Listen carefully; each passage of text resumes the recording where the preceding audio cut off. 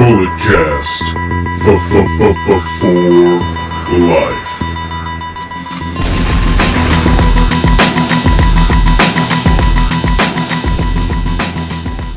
Hello, ladies and gentlemen. Welcome to the Bulletcast, on the sports recreational podcast that is simply just too sweet. I'm your host, Philip Antoine, and diamonds are forever, and so is the Podfather. I am joined on the line with the Bulletcast heavyweight champion, the Canadian Destroyer, Brandon. How's it going there, guy? I'm going great. But why'd you put heavyweight? I'm not a heavyweight, Philip. I'm clearly a junior heavyweight. I'm under the 205 limit. I mean, you're the big dog. You know, you're the man with the strap, with the heavyweight title. You know. I think you're just trying to call me fat. No. I would never. That's not something I would do. But, all right, let's move on. Yeah, Mitchell will not be joining us. He is ill, with the flu. No days off. Yeah. Mitchell probably has that swine or something, He has whatever Roman Reigns had. Oh, mumps. All right, let's get into it. So there was supposedly supposed to be a major push coming for John Cena. That's it? So, so rumor has it. So he's already entered the Royal Rumble as of Twitter. Rumor has it he's supposed to win it and then break the record and become a 17-time world champion. I mean, was it last week we talked about him versus Undertaker, and now everything's kind of switched over to him versus AJ Styles? Yeah, because honestly, he's advertised for the March SmackDown pay-per-view. I think it's Fastlane that they get. Great. I mean, honestly, I'd rather see Shinsuke against AJ, as we kind of talked about. I mean, but it's whatever. It's just a rumor. We'll see. We'll see where creative goes. Teams for the WWE Mixed Match Challenge have been announced. Alexa Bliss will team with Braun Strowman. Charlotte Flair will team with Bobby Roode. They are going to be known as Team Robes. And then Finn Balor will team with Sasha Banks. I haven't really been paying attention. Is there, a reason why these teams are put together? Is it just Kurt Angle announcing teams? Because I know Braun Strowman and Nia Jax were, supposed to be a team, and then, I mean, I don't know. And then now Alexa Bliss is with Braun Strowman. It doesn't really make any sense. So I don't really know how these teams are getting put together. I don't know. Well, Emmalina, as she's been known, she's making her way to the Bay Area for the APW show on St. Patrick's Day, Kick Rocks. So we going? Of course we're going. I'm excited. I want to see what's her name, Tennille Dashwood can do on the indie scene. I know she's a good wrestler. Let's see what she can do when she's wrestling in front of 200 or 300 people at the most. Because APW draws a lot, but they're not drawing 10,000 crowds like Raw is. Yeah. Well, Hornswoggle will also be there. Lovely. Yes. All right. It's just Swoggle, not Hornswoggle. It's just Swoggle. Swoggle will be there. Yes. All right. So reports are saying that Carmella and Big Cass have split up. She has removed him from most of her forms of social media, and she has stopped following him on Twitter. That it has been reported. So is this the end of the realest couple in the room? I mean, I didn't know that actually happened. Well, it's sad. Maybe we'll see it on an episode of Total Divas, because I think they're saying they're looking to buy a house one episode. Yeah. And now they're broken up, and with Big Cass gone, or not gone, but injured, you think, he's gone, he's at home more often, so they can spend a little more time together, and they can work on their relationship or whatever. Apparently that's not the case. Apparently just made things worse. Yeah. Well, in a recent interview, Cena said that he does not approve of woken Matt Hardy. Why? It's not John Cena. It's John Cena Sr., John's dad. Oh. I mean... that's interesting, right? I mean, has he only seen the WWE stuff? Because right now the WWE stuff, if I heard all this hype behind the broken Hardy thing and I see what's on WWE, I wouldn't be impressed either, to be honest. But it's just I've seen what Hardy can do, and hopefully they can turn it around and do some more kooky, crazy stuff. But yeah, I mean, keep going. I don't know. No, Cena Sr. just said the fans have waited too long, and then he thinks it's not going to be as impactful. But I have faith in Matt. I mean, he has really a great mind for this business, so I have faith that this will work. I mean, the reports were that they've kind of given the reins to Matt, which was encouraging because he basically had the full reins in TNA. But then right now what he's doing, it's not really the same. It's just kind of he goes out there, talks some nonsense, and then laughs. We haven't seen any Vanguard 1 or any Broken Universe yet. I know we don't just want to jump right into it and just we just don't want to just jump right into it and just confuse everybody about all these different characters that we don't know. But I mean, eventually we got to build some layers here. Yeah. Enzo, he had the flu this past Monday. He was hospitalized. That's why he was not on Monday Night Raw. So I hope he does get better. Well, at first I thought it was just an excuse, just Enzo didn't want to defend his title, but then I realized, I guess it's real. But I thought they could have played it up a little bit more about how Enzo was dodging Cedric. They talked about it a little bit on Raw, but I wish they made it seem a little more heelish and not put some sympathy on Enzo for actually being sick. All right, now let's get into the real juice of this podcast, the real meat of this performance-enhancing audio. Omega defeated the Alpha. Wrestle Kingdom happened on the day I was born, I might add. I'm not going to lie, I did enjoy Wrestle Kingdom. It was a great present from Japan. Mm-hmm. So, let's jump right into this. Thoughts on Wrestle Kingdom? Just Wrestle Kingdom as a whole? That's a lot. It was a 5-hour show. I stayed up, watched the entire thing. Well, okay, I didn't stay up the entire time. I took a little nap. I missed the heavyweight tag match, but apparently I didn't miss much. But besides that, I stayed up for the entire thing, watched it. It was great. Not going to say it was as good as last year's Wrestle Kingdom, because Wrestle Kingdom last year was honestly probably the best show I've ever seen in my whole entire wrestling life. I don't know. But what about top to bottom? What? I'll mention it later. I mean, honestly, this was a good show. I turned it on for the junior heavyweight title match. Congratulations to Will Ospreay. I mean, a lot of titles changed hands. This was very good. Hiroshi Tanahashi retaining the IWGP Intercontinental title against Jay White. That was a nice one. I enjoyed that.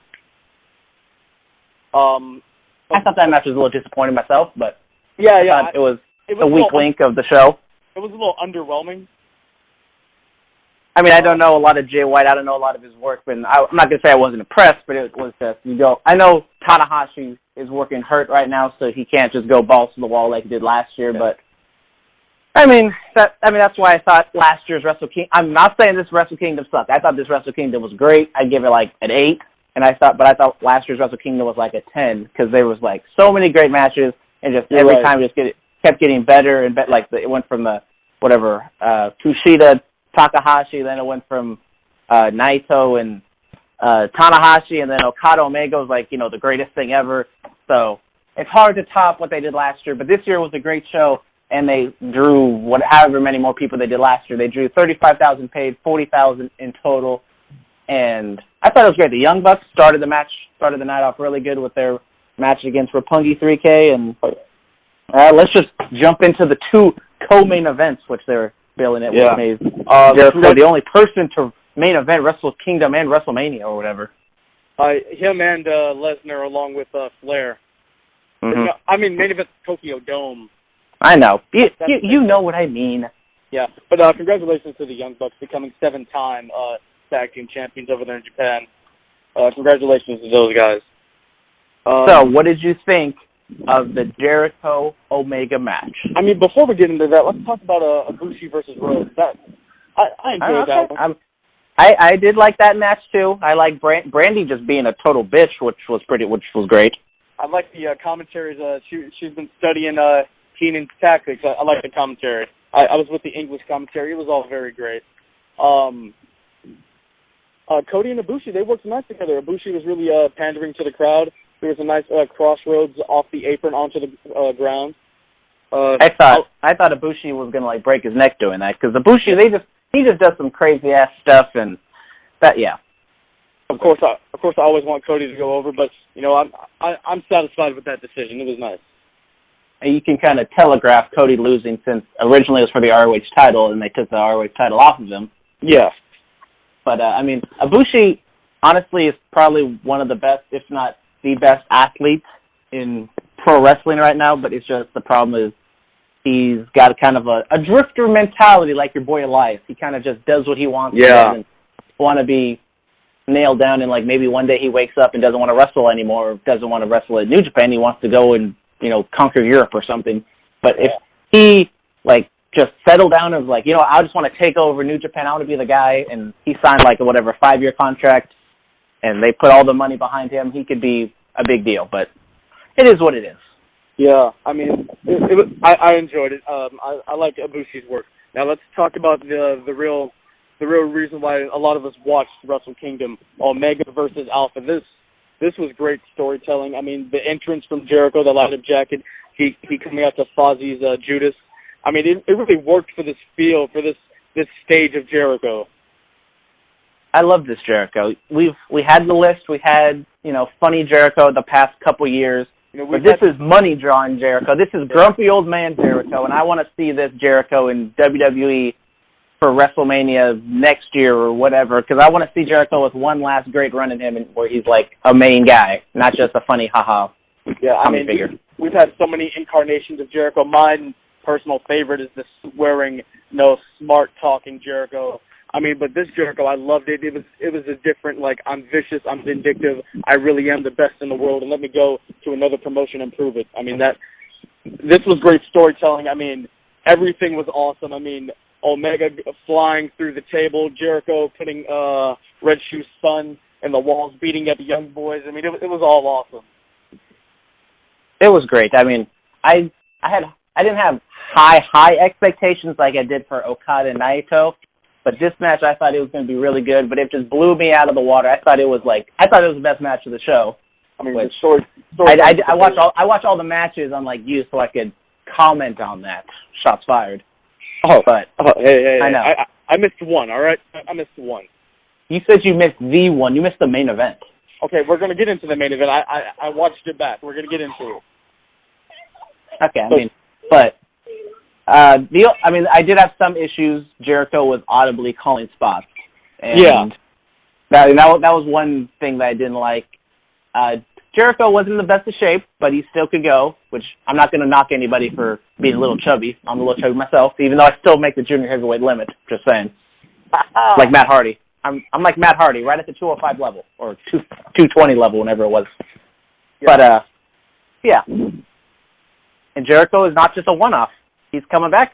He beat up Naito. We're going to get into that after we talk Naito Okada. But with the whole Jericho Omega thing, it was great. The finish, I mean, of course I wanted Jericho to go over, but the one-winged angel onto the chair, that was a nice way to finish it off. That thing was nasty. Congratulations to Kenny Omega. You've impressed me. I mean, I don't know how after last year he didn't impress you, but if this is what it takes to impress you, I guess this is what has to be done. Yeah. And I just want to see where they go from here. Now let's talk about the main event of Wrestle Kingdom, when Kazuchika Okada defeated Tetsuya Naito to retain the IWGP Heavyweight title. Let me tell you something. Naito might be my new favorite wrestler. Where have you been? I mean, this guy is unbelievable. I'm all in.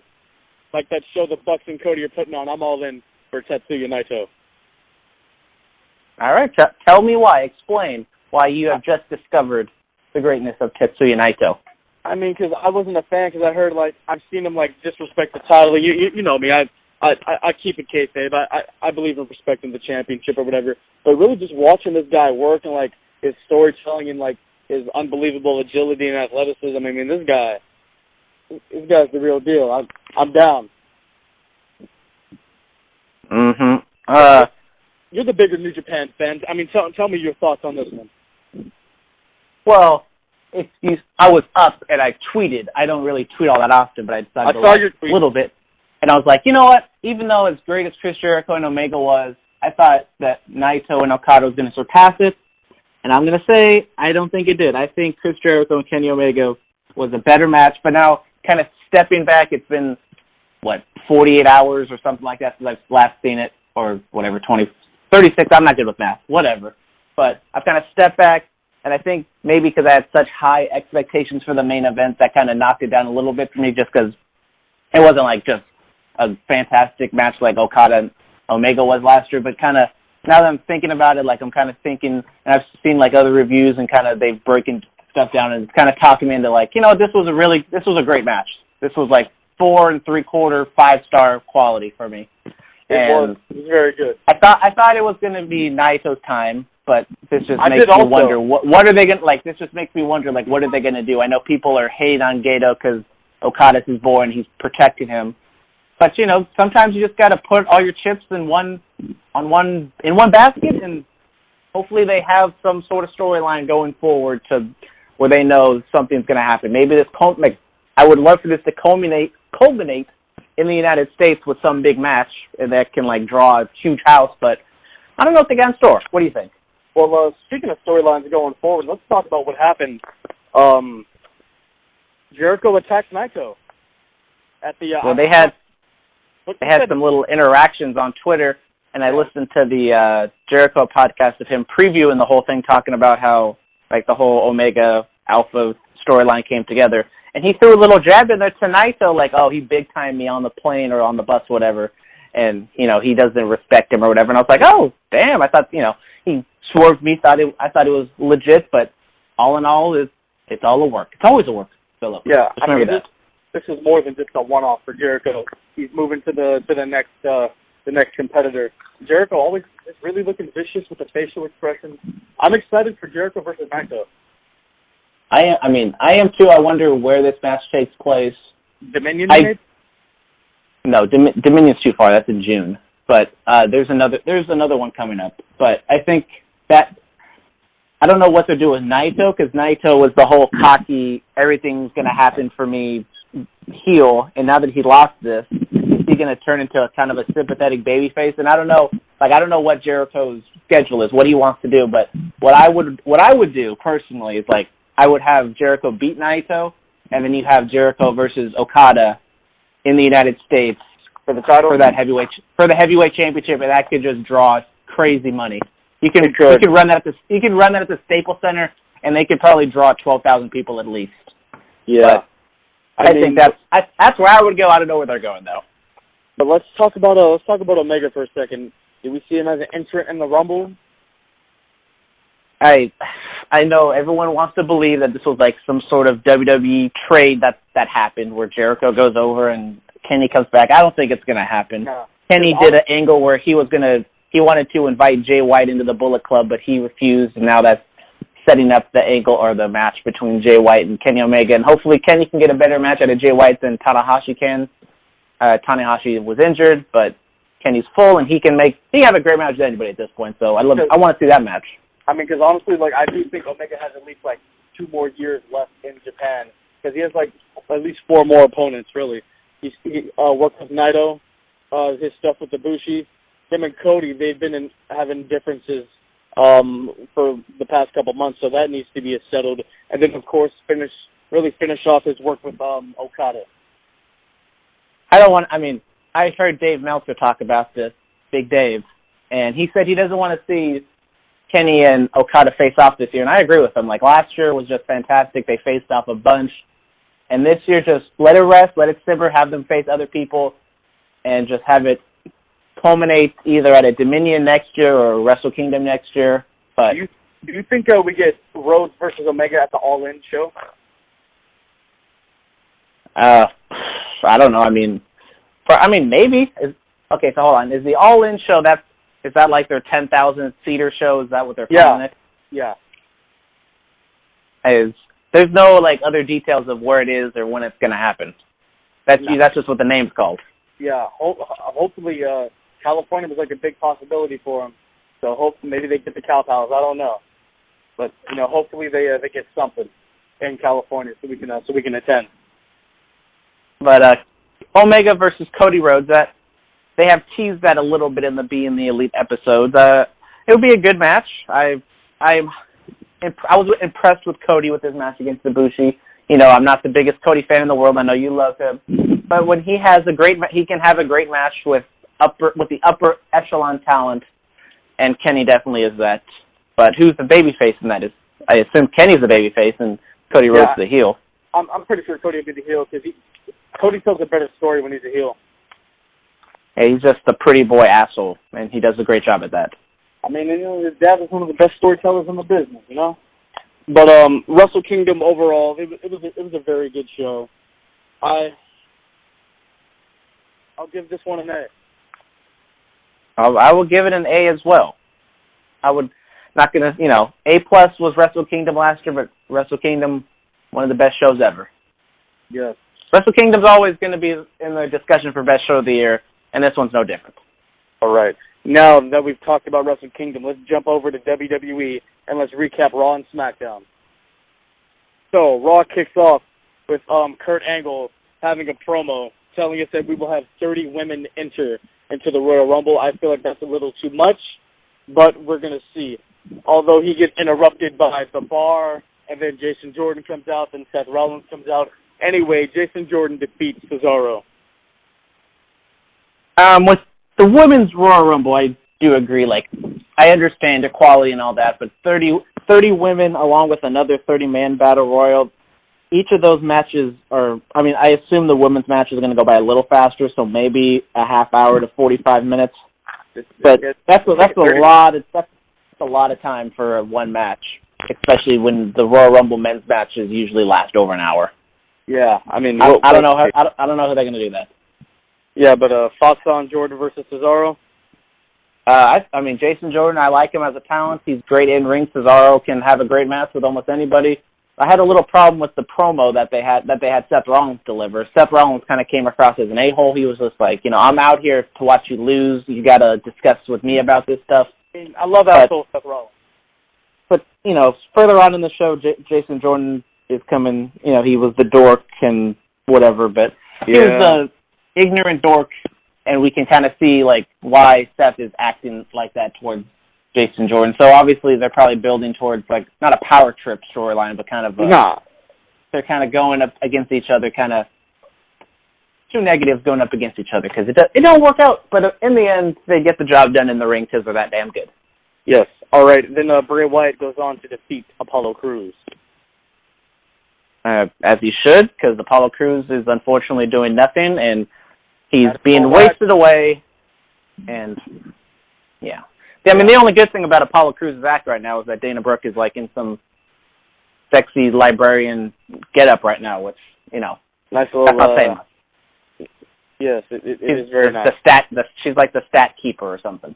Yeah, she keeps the numbers. And then Woken, Matt Hardy, has a promo, and I'd just like to add, in this promo, he said Woken Wisdom. I previewed that about, like, a couple weeks ago, so then stop taking my ideas. That's all I got to say. Cease and desist coming soon? Yeah, I can't do it to Vinnie Mac. I can't do it to Vinnie Mac. I mean, I talked about this a little earlier, that it's not growing old on me. They're just kind of spinning their wheels at this point, and hopefully once the Royal Rumble comes closer, they can do something with it, and they can, I don't know. I'm kind of bored right now. They just keep doing the same stuff over and over again. Yeah. It's it's honestly kind of like the Bray Wyatt promos where he just says stuff and nothing happens. It's almost the same thing right now. Matt Hardy. It really is. All right, moving on. Asuka defeats Bliss. I was really kind of waiting for this match to happen like at Mania or something, so they gave it to us early. Yeah, I don't understand why they just threw this match on with no build. I mean, they built it up sort of during the show, and they had the little backstage things with Alexa and Kurt Angle saying, like, why would you put this match on? She doesn't deserve this, which is what Alexa should do. But I agree, like, there's not that many matches left that you can, like, save and build up to something. And I'm not saying this match is main eventing WrestleMania or anything like that. Like, it's not Charlotte versus Asuka, but Alexa Bliss versus Asuka with Alexa Bliss being the champion. You can do that and do something, but I don't know if this is building towards a title match just to get the title on Asuka right now.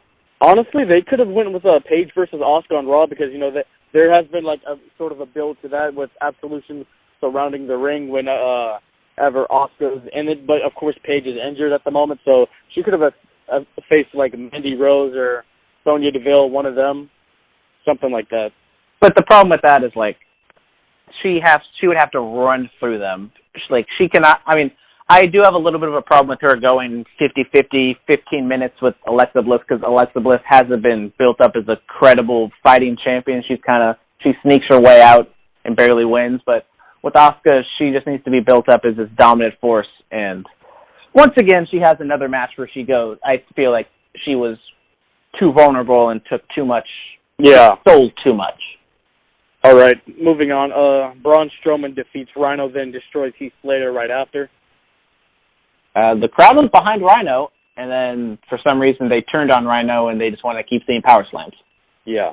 All right, then after that, Roman, Rollins, and Jordan have a segment together. This is what you alluded to earlier on. Mm-hmm. I mean, Jordan just wants to fit in or whatever. Yeah, he wants to be in with the cool guys. It was kind of like Kurt Angle when he was a part of the Shield. He wanted to be with the in crowd.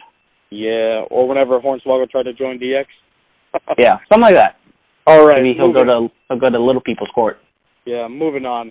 All right, Roman Reigns retains the Intercontinental Championship against Samoa Joe. He finally got the win over Joe. Great match as always between these two. Yeah, I mean, this was a great match. I loved it.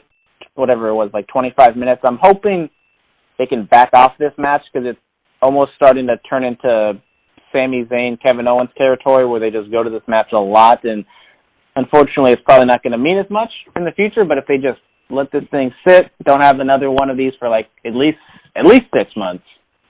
But I'm pretty sure Samoa Joe's going to face off Roman Reigns for the title eventually. But I mean, it was a great match, and want to see what they go on, because hopefully this is the end of the feud for now, and Roman can go on to do whatever he's doing at the Rumble. Yeah. All right, then after that, Goldust makes his way into the Cruiserweight division. He and Cedric Alexander defeat Drew Gulak and Daivari. It was an odd pairing. I don't know. I assume this is because of Enzo having the flu. It must have been a last-minute call, and they just looked on the script and be like, Goldust isn't doing anything. Why not? Throw him out there. He flew a little bit, you know. I like to see the main roster talent get mixed in with the cruiserweights. I've been waiting for that for quite some time. I mean, I've said this before. I don't want the cruiserweights and the main event talent, or not the main event, but the main roster talent to mix because, I mean, it's just keep them in separate things, especially like with Goldust. He's kind of a sneaky big guy, and he's just towering over all these people, and you don't think of Goldust as a huge monster, but then when he goes into the ring with the cruiserweights, he's like Braun Strowman in there against everybody. Yeah. All right, well, on Raw, we got a nice little treat. The club, Balor Club, whatever you want to call them, Finn Balor and the Good Brothers, Anderson and Gallows, they defeated Elias and the Miz Taraj. I really like the backstage promo, or not the promo, where it was like kind of the reveal of them getting together. They got a nice pop. And hopefully this is the beginning of I hope this is a heel turn for Finn Balor. I really want him to turn heel and heat things up because right now he's just floundering as the babyface, and hopefully the Good Brothers are ice cold as well, and hopefully they can get heated up by this and they can do something. But yeah, there was a lot of action on Twitter for these guys. You know, AJ Styles tweeted the dogs are back, and then WWE tweeted like #Bullet Club, and then of course the Young Bucks tweeted the cease and desist logo to WWE, so that's always fun. Little Twitter banner. Because one of the WWE Twitter accounts like tweeted #Bullet Club or something like that. Yes. But I mean, just think of like if Dean Ambrose wasn't injured and they had that match, like the Bullet Club against the Shield, that would have been they could have put that at WrestleMania and it would have been. That's great. money. That's money.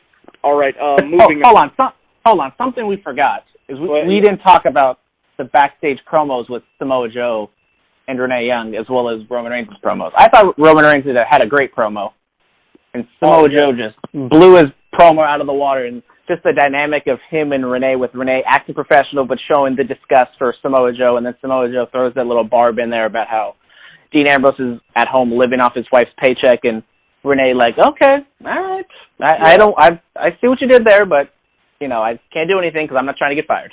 I mean, Joe, he's always been good on mic, especially like off mic with that moment that happened last year where he was off mic telling Paul Heyman exactly what he was going to do to him before he put him in the cocaine clutch. Like Joe, he's a veteran in the business. He can kill the game. I love Joe. Roman, he did have a nice promo this week. But moving on. See, I can show love to Roman Reigns. I'm not always a hater. And I can show love to New Japan and Kenny Omega, It goes both ways. 2018, it's a changing of the guard. New year, new us. Oh, I don't know about all that. All right. But the close of Monday Night Raw, Brock Lesnar brawls with Kane. It's got to be Kane. I mean, you have to do this. Kane is obviously the weak link in the match. Everyone's thinking like he's just in here to eat the pin. He is. And you need Kane to be in there and show a little bit of offense towards Brock Lesnar. Even though Brock Lesnar didn't sell it too long, he hit his choke slam on him, and he did the whole Undertaker-Kane pop-up thing, and then they had it seems like every time Brock Lesnar faces off against Undertaker or Kane or whatever, there's always that big old pull-apart. There's always that big pull-apart brawl, because every time they do that, I think of when Brock Lesnar and Undertaker did it.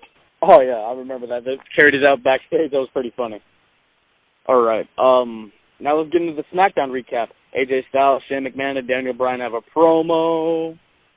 Thoughts, comments, and fans' questions? I mean, I didn't think Daniel Bryan came off great. This was, like, honestly the first time I thought Daniel Bryan was actually trying to be a heel, because he was saying stuff that didn't really make any sense. Like, Shane was like, I'm going to be at ringside to make sure no shenanigans happens, and then Daniel was like, I'm going to be at ringside. And yeah, and then he was like, oh, if you're going to be at ringside, then why don't we have Kevin Owens at ringside? And it was just a whole big cluster mess, but it gets even worse later on in the show. It does, yes. All right, then we go on for the Usos to retain their tag team titles. They swerved us early on, thinking that Gable and Benjamin had won. I did kind of pop, I'm not going to lie, but I am glad that the titles remain in the penitentiary. I mean, this match was a little clunky. It was like there was a commercial break, and then they come back, and then they do this whole swerve of it.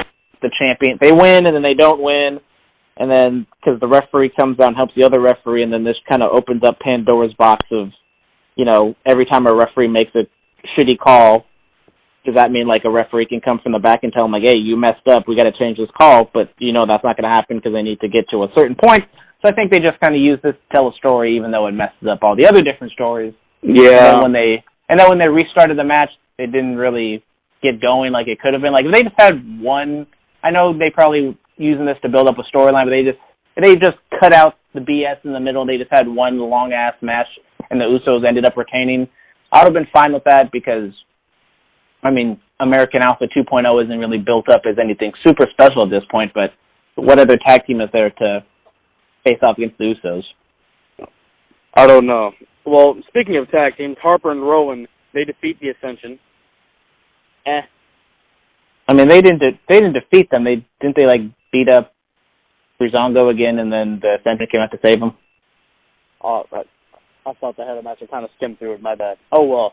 Well, I did. Well, I skimmed through it as well, but I remember recaps and stuff. I sort of remember stuff. When the Bludgeon Brothers comes out, I know what's going to happen. They're going to kill some people. And that they do. All right, Xavier Woods defeats Aiden English. He advances in the United States Championship tournament. I thought it was a good match. I was a proponent of Aiden English maybe winning the whole thing just to give him some credibility, but yeah. I mean, Xavier Woods, now he's going to go up against Jinder Mahal. I assume that means Jinder Mahal is winning, but you never know. Xavier Woods and New Day, they're kind of, I'm not turning on them right now, but they're just so goofy and they don't take anything seriously at this point. It's kind of annoying.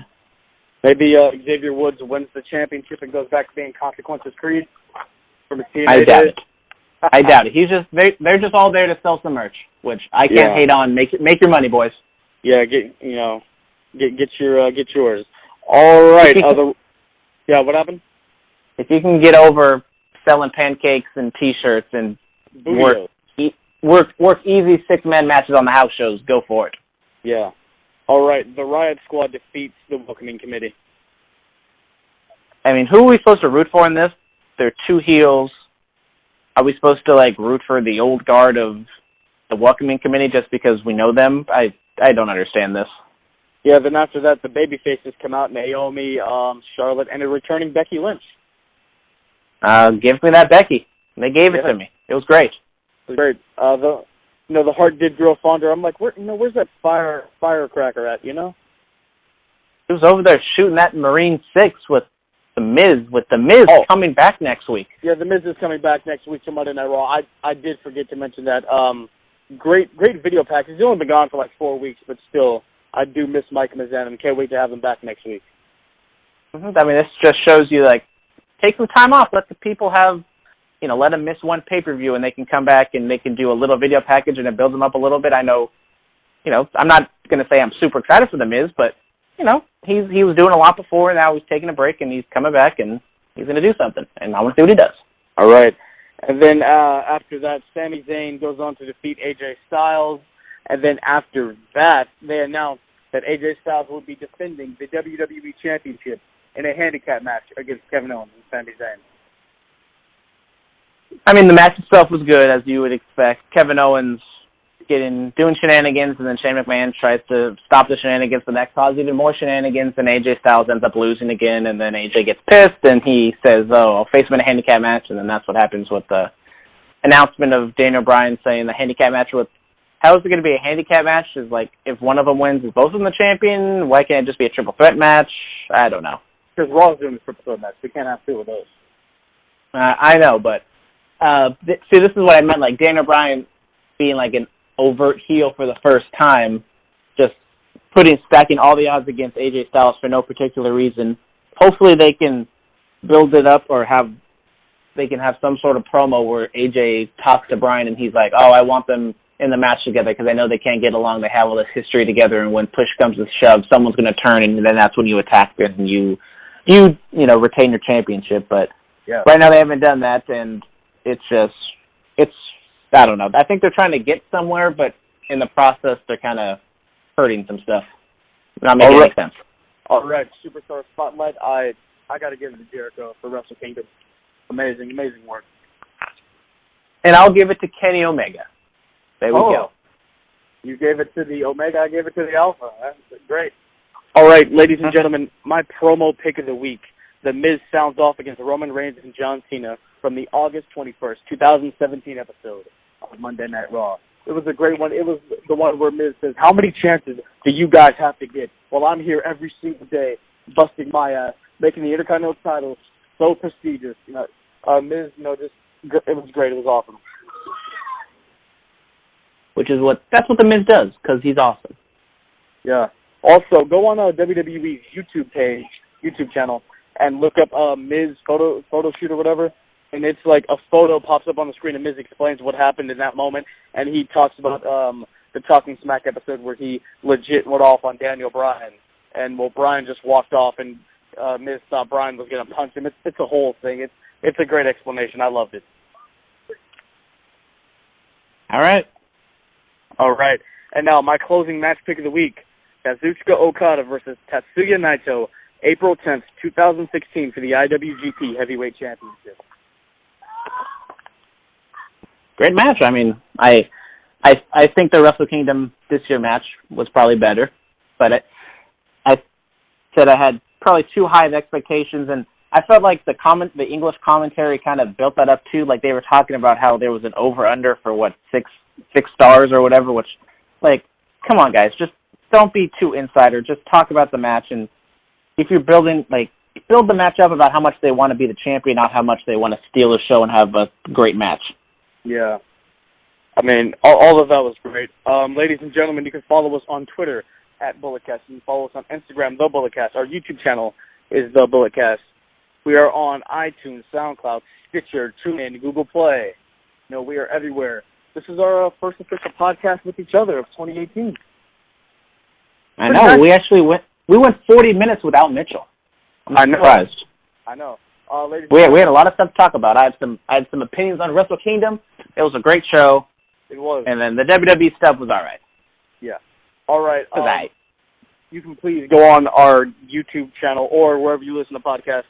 Listen to Brandon's interview with Kimo, the big-time wrestling heavyweight champion. Mm-hmm. You make an appearance. I do make an appearance. They enjoyed it. They really did. I've gotten some feedback from it.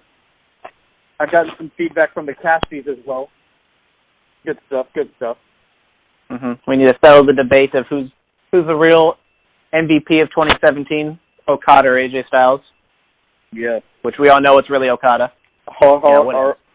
All right there, guys. Okay. All right, ladies and gentlemen. Well, I am in Napa coaching a wrestling tournament. I have to go do that. Brandon, it has been fun. I will see you next week.